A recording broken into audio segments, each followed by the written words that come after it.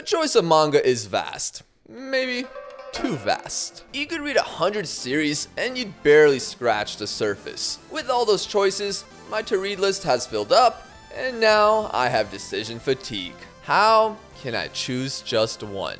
Wheels. Fill this wheel with manga names that are available at my library, spin, wait, pick it up, and hope it's good. I picked series I've heard of about online, recommended by YouTubers, etc. Now it's been over 500 days since I made that initial spin, so I have no idea why some of these are on the list. Let's see if I'm giving good reads or disappointment. The first one picked is A Drifting Life by Yoshihiro Tatsumi. In English, it's the original 2 volumes put together as one chunky book. It's a story about the mangaka. Well, the name of the character is different, but that's done on purpose. It starts with the aftermath of World War II in Osaka, Japan, where Hiroshi Katsumi is a preteen and goes through life well into adulthood. It's an interesting read to see how the manga industry has evolved from the 40s, 50s, and 60s, while seeing Japan as a country change throughout all of that. I'm not too familiar with mangakas from this time, except for Osamu Tezuka, who made multiple appearances. Rather than chapters, I believe the manga is separated into years. Forgive me if I'm getting that wrong, I didn't write notes when I first read this. But after each section, it talks about what happened in Japan during that time, movies that came out, as well as manga. I wrote a bunch of titles in my notebook, but I completely forgot about them until now, and it's not like a lot of them would have translations. While the art isn't anything spectacular,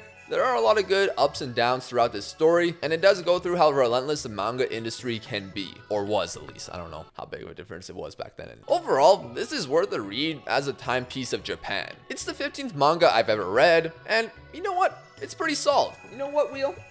Good one. You did good on this one. On February 20th, the Wheel ordered me to read Claymore. Created by Norihito Yagi, the mangaka made a one-shot in Shonen Jump recently called The Knight and the Corpse. Claymore, though, was the second series released from 2001 to 2014, collected in 27 volumes in Jump Comics. It's a dark fantasy shonen manga that, whenever is brought up in discussion, is one people loved. If you're in that group, I'm sorry for what I'm about to say. For the premise, there's a group called Claymores, run by the Organization. They're women who are all blonde with silver eyes. No, this organization is not run by Vince McMahon. Claymores are half human, half monsters, and they are there to take down these full monsters called Yoma. Apparently, putting Yoma blood in females make them superhuman, but not in men. They're ranked from number 1 all the way to number 47, which is the digit of our protagonist, Claire. Volume 1 ends with a big twist that explains problems with Claymores being half Yoma. If I remember this correctly, the powers they receive from Yoma blood has a catch. If they use too much of it, they lose their humanity. Apparently, if they go full Yoma, they'll cause a lot of problems in the future. Never go full Yoma. For the first 7 volumes, I enjoyed it. The concept was cool, there were interesting characters, and things were laid out with uncertainty. When the Abyssal ones are introduced, I was like, oh no, this is not good for them, oh boy. These and other types of creatures in this story are drawn so well. Around halfway through this series, there is a mission that leads to a time skip. The aftermath for that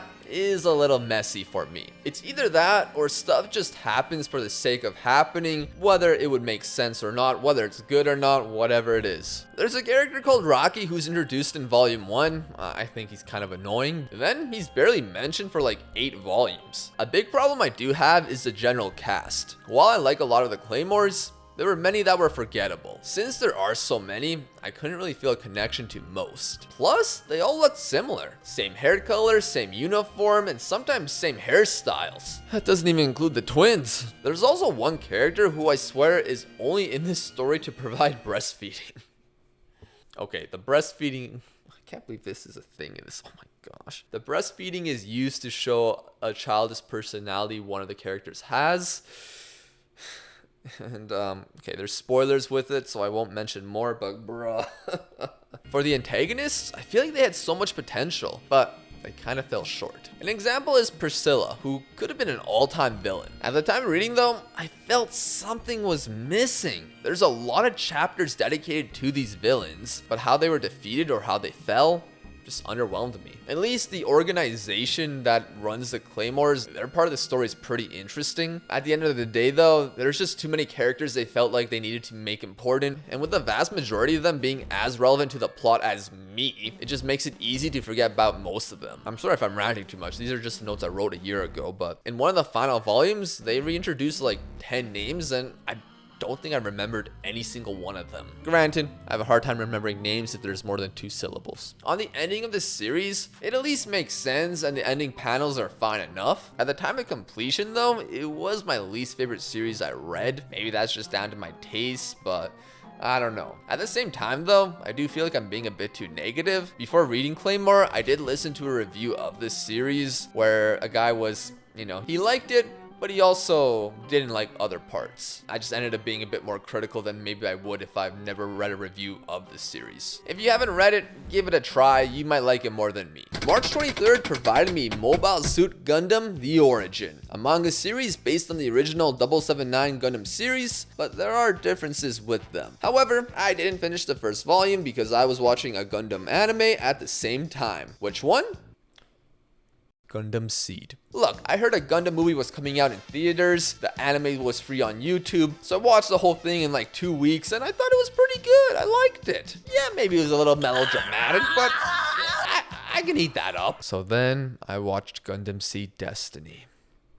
Yeah, I didn't like it. Then the movie came out in Canada and I wasted 1 month of my life. I did end up watching the first 15 episodes of Gundam 0079, but then G-Quacks came out and put that on the back burner too. I'll get to that series or the manga someday. On April 23rd, the wheel landed on How Do We Relationship by Tammy Full. It began in 2014 and has actually ended in 2025. It's my first ever Yuri manga and same-sex relationship manga too. Unlike Claymore, I didn't write notes on this, but damn those first few pages. This is a romance manga following 2 first-year students, Miwa and Saiko. They quickly learn that they're both into the same gender and decide to go out with each other. Why not? Now, for a country that is not as open to same-sex relationships compared to Western countries, there is a lot of same-sex manga. I remember on my first trip to Japan, I went to a manga store in Ikebukuro. I think it's like the biggest manga store in at least Tokyo. And I explored all the floors, reaching one with a certain demographic of customer, just females. I look at the books and they're all boy love. Whether everyone was staring at me or not, I felt this presence that I should leave the floor. Regardless, this manga is solid. The relationship is pretty grounded, some scenes get pretty steamy, and there ends up being a decent amount of drama. Not just for the main 2 characters, but several others, whether major or minor. Also, the drip on the ladies is unreal. That includes my favorite character, although she is minor and is involved in a heartbreaking scene. There's also bonus content at the end of the volumes, which I really enjoyed. It made the mangaka seem pretty fun and cool. At the time of reading, there were 10 volumes released, but I did catch up to near the end. I have 4 chapters left, which maybe I should read right now. I mean, I got my iPad somewhere. Oh, right here. But it seems like there's going to be a happy ending, or at least a satisfying one. A satisfying end indeed. Although the last page kind of felt like an odd place to put the end at, but it's fine. May 26th gave me the pleasure to read Vagabond. I got through the first 6 volumes, and then I dropped it. If I had a nickel for every time I dropped a legendary manga, I'd have 2 nickels, which isn't a lot, but it's more than it probably should be. In reality, reading Vagabond was a treat, and it seemed like I was on my way to experience an all-timer. However, I was also reading Berserk at the same time, and that seemed a little overkill. I shouldn't be reading 2 of the most highly acclaimed manga of all time back to back to each other or at the same time. I need to spread that out. So I took a break and picked it up almost a year later. I got through a couple more volumes and then dropped it again. I'm not helping myself here. It's not because it isn't good, please. Don't kill me out there. So the way I was reading it is through the Viz Big editions, and I got through the 3rd book, but I didn't have the 4th. However, I had the 5th for a few weeks already. By the time the 4th book arrived, I barely had time to finish it before the 5th one was due, so I decided to return them all. One day, I will pick it up again, take my time with it, read volume by volume, not order too many in advance. I know I will love it. Then, because of Berserk and Dragon Ball, I didn't spin the wheel for another 11 months. However, April 2025 came and the wheel granted me permission to borrow Naruto. There were too many holds and I wouldn't receive the first volume until July 5th. It's July 12th now, so this won't be included. Now it's May 2025 and I spin the wheel again. Next up is Mobile Suit Gundam again? Not yet. Actually, next up is Grand Blue, which isn't actually at my library. Why did I add this? I checked the order of my list and then compared it to my library shelf and found out that I mixed this up with Blue Giant. That only had the first omnibus available, but I might as well give it a chance. Blue Giant by Shinichi Ishizuka follows a character named Dai Miyamoto, who loves jazz and has the goal to become the best jazz player in the world. We, the reader, follow that journey, a life journey, his ups and downs. But in spite of the downs, he is determined to become the best. After 2 volumes, I'm neither blown away nor bored. Despite no sound in the medium, the mangaka does a good job portraying music being played. While I don't know what the song should sound like, I get the vibe. Vibe might be the right word for a good portion of the first 2 volumes. The story hasn't hit anything crazy outside the first performance, but we are building the world around Dai. Who he is, family, friends, motivations, and the people he cares about. There were a couple times where the manga advances far into the future, where there are people talking about Dai. It makes it seem like this guy's gonna have a premature death, but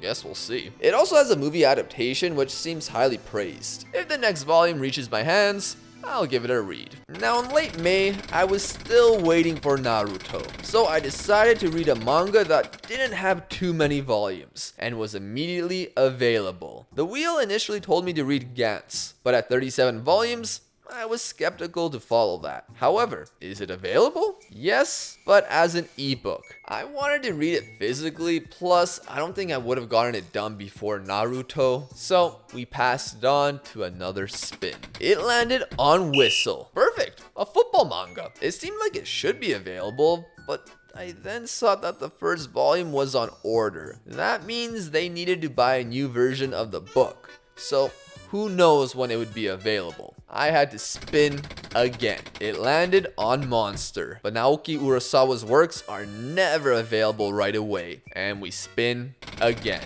However, we finally landed on an available manga. Welcome to the Ballroom. I vaguely remember putting this on the list because I thought it was cool that there's a manga about ballroom dancing. This is a story that follows a middle school kid called Tatara. He deals with what many manga protags have: bullies, feelings towards cute girls, and where he's gonna go to high school. He's a guy with low confidence and not good at anything, which makes him an easy target for bullies. However, a motorcyclist comes out of nowhere to give the bullies money, and that leaves Tatara with him. That him is Sengoku. He noticed Tatara looking at a poster that had an advertisement for a ballroom dance studio. They go to that studio. In actuality, Tatara was looking at a part-time job poster. Sengoku takes him over there, where he learns about ballroom dancing. Since he's a low-confident 15-year-old, he's not getting out of this one. However, he tries dancing, and the cute girl mentioned earlier in the story arrives to the studio. I think she calls him a pervert or something a few pages later because she thinks he's there just to touch women. Tatara is no pervert though, as something with ballroom dancing sparks something inside him. So we follow the story of a complete beginner to who knows what. I blasted my way through all the available volumes, and for a while I couldn't put my finger on why I found this so enjoyable. Well, except for the first chapter, I felt that was a little shaky. After that though, I couldn't put that down. I borrowed 3 volumes from the library, finished the first one, then I immediately went to the second volume and finished it in one sitting as well. The next day I read the 3rd volume in one sitting, and I had no more and had to wait for the next 3 volumes. I did read a comment on Reddit about this series, and I kind of agree with it. I can't find the comment anymore, but this is how I remember it. This manga is my dopamine hit. Yeah, I feel that, especially during the dancing scenes. Again, like Blue Giant, you can't hear the music, but Tomo Takeuchi's drawings and panels were seamless from move to move. It's beautiful to read and it immerses you into the performance. If it wasn't for my injury at the time, I'd be dancing with them. While it makes it seem like Tatara is naturally good at dancing, he keeps receiving reality check after reality check. This guy has something about him, characters are intrigued by him, but he's still inexperienced in the grand scheme of things. He suffers a lot, but it doesn't take away the enjoyment he gets when he improves bit by bit. Other things I like are the characters. While at times it is melodramatic, like with Gundam Seed I mentioned earlier, I eat that up. Regardless, the characters all have unique looks to them, the personalities are distinct, and they just seem to be fun to be around. One I particularly like is Kiyoharu Hyodo, the dance partner to the woman mentioned earlier, Shizuku Hanaoka. While I hate using this word, this guy has aura. He's just effortlessly cool, although other times he's effortlessly a dumbass. His relationship with Tatara kinda reminds me of the beginnings of Guts and Griffith from Berserk, as weird as that sounds. Obviously not one-to-one, but there's like 20% similarity at least. Also, Kugimiya is a character introduced later on. My word, what an incredible backstory that guy has. There are things with that character I can relate to. I'm sure I could nitpick some aspects to this story, but I just had a great time reading it, man. Yeah, maybe there are parts in the story where, maybe the ballroom dance techniques or judging isn't correct, or I don't know. But then again, this mangaka worked with experts on this, so maybe that's not true either. However, the biggest negative this series has is that there hasn't been a chapter in over 2 years. The author's health hasn't been the best, which is unfortunately a common theme in this industry. I wish for a speedy recovery if it is a health issue, as I would love to continue this series one day. I stopped reading at the end of volume 11 because volume 12 is not released in English for some reason. I could go on K-manga, but I'm satisfied with what I've read so far. Still, 100% worth reading. So there we have it. Manga provided to me that I wouldn't have picked if it wasn't for the wheel. A wide variety of genres and stories to tell. How would I rank them from enjoyment? Up top, it would be Vagabond, even though I did drop it. It's still up there, it's still great. Then Welcome to the Ballroom, How Do We Relationship, Claymore, I guess? Even though if I was rating it by score, it'd probably be lower, but I did enjoy it. Following that, A Drifting Life, and then Blue Giant at the bottom, which doesn't mean it's bad, it's the only one on this list that I haven't read more than 2 volumes on. Now, for the next 500 days, I wonder what manga I'll spin. Once I've read, how many volumes of Naruto? 72?